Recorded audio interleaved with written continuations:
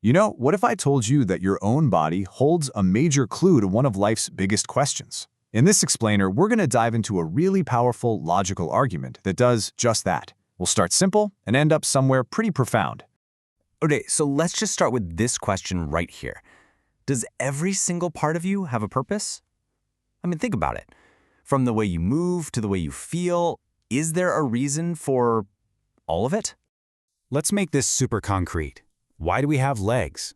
It sounds like a silly question, maybe something a kid would ask, but stick with me here. It's actually the first link in this whole chain of logic. Well, the answer's pretty obvious, right? To walk on the ground. Simple. Our ability to walk perfectly matches up with the reality of, the ground being there. Okay, let's keep this pattern going. Next up, why do we have a nose? Again, seems really basic, but you'll see we're building a very important pattern here. To breathe the air, of course. A nose wouldn't make any sense if there wasn't air to breathe, would it? It'd be completely pointless. So there it is. That's the pattern. A faculty or an ability and the object it's made for. So you see where this is going. A really simple, kind of intuitive rule is starting to pop up from all these examples. You can probably feel the logic starting to click into place. Yeah, and this slide just lays it all out. It looks like every single faculty we have has its object, a thing it was made for. Legs have the ground to walk on. Eyes have a whole world to see. Even something like fear has its purpose, dangers to avoid. And love, well, love is for other beings, right? A child, a parent. Okay, so we've established the rule. Now let's take that exact same logic and apply it to something a little more abstract than, say, legs or a nose. Let's talk about the human heart. And this is where things get really, really interesting. On one hand, you have what we could call finite feelings. The specific, directed love you have for your child or your parent or your partner. But then there's this other thing. The source material calls it an infinite longing.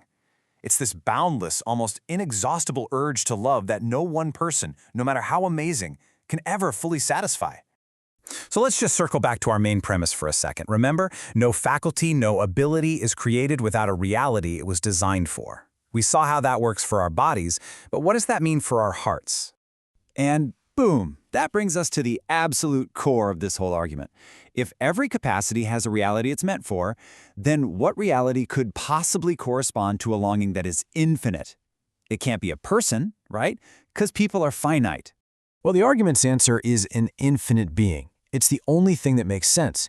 The only logical answer to an infinite desire is an infinite something for that desire to be aimed at.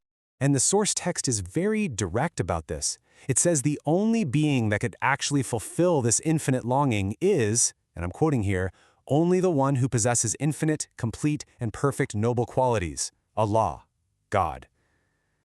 This next quote really boils the entire argument down to its essence. No finite being satisfies an infinite longing. That longing itself is the proof. So, in other words, that deep, unending desire we feel inside, that's the evidence. That's the proof of a greater, infinite reality. So, to wrap this all up, we'll leave you with this question.